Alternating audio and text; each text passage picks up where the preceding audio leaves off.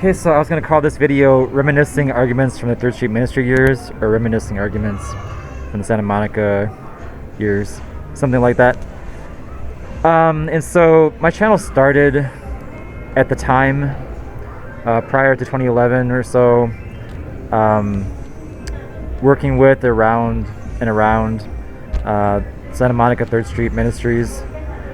I worked with Tom, who was One Team Moch on YouTube, and then he has the Jude 3 channel, and James from All For His Glory Alone channel. We worked together for a while, and I worked around Lewis with Truth Defenders. I know Lewis doesn't want me declaring affiliation with Lewis. He was doing that ministry himself. So my channel started out there confronting people with unbelieving worldviews and so forth, whether it was just manning the camera, talking to people on the sidelines, and sometimes speaking at the mic. And so I was going to just talk about some of the arguments that I used to hear out there. It's funny looking backward. We always encountered the same particular people. It was always like, there's always certain people around, always the same skeptics, agnostics, and atheists. What do you call it? The local yokels or whatever of the area. The same folks always come around and make similar arguments constantly. So, for example, there are particular straw man fallacies that they used to make. For example, they're fond of the flying spaghetti monster, where and this is where the unbeliever or agnostic tries to paint what the believer is believing as the flying spaghetti monster or some other thing that God is not. So it's a straw man fallacy. In a straw man fallacy, your opponent is creating a caricature of your argument, or a caricature of what you're trying to say, such a way that's easier for them to defeat, such a way that makes fun of your position, basically.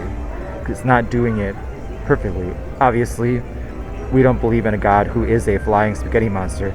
The original flying spaghetti monster concept comes from someone who opposed the intelligent design argument, because an intelligent design doesn't argue, it doesn't follow a logical necessity, the Christian God or the God of the Bible. All you get, the only headway, or the only thing you can get from that is an intelligent designer. Okay, and as some philosophers pointed out, that could be even a team of creators, like a team of shipbuilders, etc. That's from Philo. So anyway, so that's, I researched that a little bit. That's an official thing, and there's a church based on the flying spaghetti monster as well. But anytime someone says something like that, that's a straw man fallacy, because they're wrongfully depicting what we believe. So they'd come around and say, "Oh, how is the flying spaghetti monster treating you?" Or you're still arguing for that flying spaghetti monster of yours, and then it became like the invisible flying spaghetti monster. Okay, and so aside from just calling that out as a straw man fallacy, what Tom came up with to say was cool. I don't know if it was just Tom, or if it was Tom with others. They started to realize they could say that even the flying spaghetti monster is real, because each component of what is being said is real. So flying, for example, is a concept that exists in reality. Spaghetti exists in reality. Monsters exist as a concept. And if you want to add invisibility also exists as a concept. So you could say, to that degree, the flying spaghetti monster is a real thing, or an invisible flying spaghetti monster.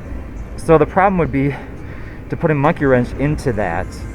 The unbeliever would have to say a flying spaghetti monster, indivisible in its components, basically, just as God is indivisible, spirit and power.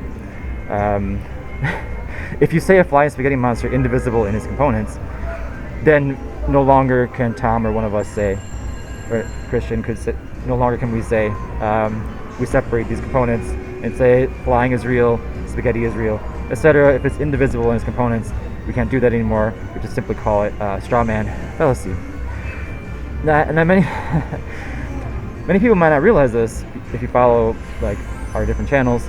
I've even been to Tom's house around the time Tom invited me to his house because we were working on our channels and preparing to do like ministry together, and I borrowed his equipment once, and I borrowed like battery charger or the car battery necessary to power like the speakers and stuff, because we went out on different nights and just planned until we were able to do things.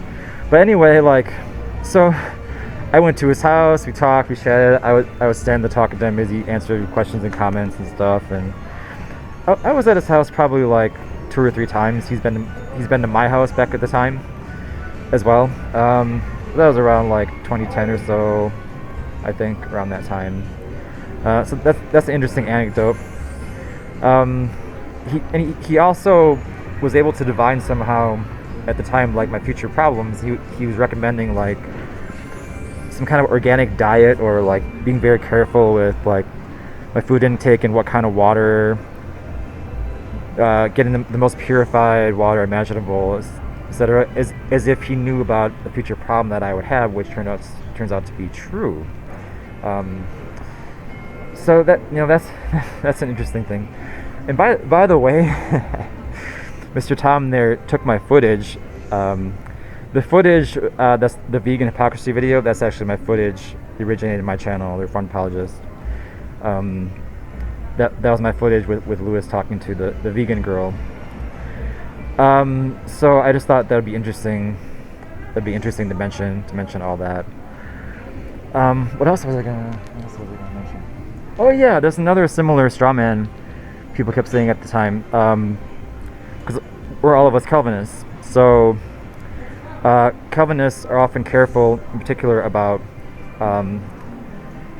crossing out the expression free will and making sure people understand that man doesn't have perfect free will apart from God's sovereignty. So what some of these unbelievers kept doing in response is